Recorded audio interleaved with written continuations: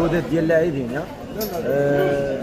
السبقه هي الاولى بفضل تاع الجماهير الرجاويه اللي صراحه اليوم بينوا على انهم كيحبوا الفريق ديالهم وكيحبوا هاد اللاعبين، لان من الدقائق الاولى حتى الاخر تيشجعوهم باش يديروا النتيجه.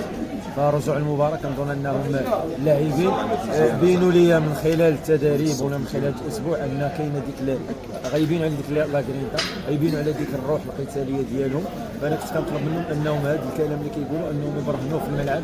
فاكيد اليوم شفتوا انهم منذ انطلاق المباراه طريقه الضغط اللي داروا على الفريق المنافس، الفريق اللي هو قوي، كنا نسجلوا في الشوط الاول على طريقه تمريرات خاطئه، لكن يعني انتظرنا هدف اللي حررنا شيئا ما، لكن بقينا مركزين حتى الاخر دقيقه عارفين الفريق المنافس فريق قوي، لكن التغييرات اللي عملنا عليها والتركيز ديال اللاعبين فاستطاعوا انهم يحققوا نتيجه ايجابيه اللي الحمد لله تحيي لنا بصيص من الامل باش نزيدوا نواصلوا المشوار ديالنا.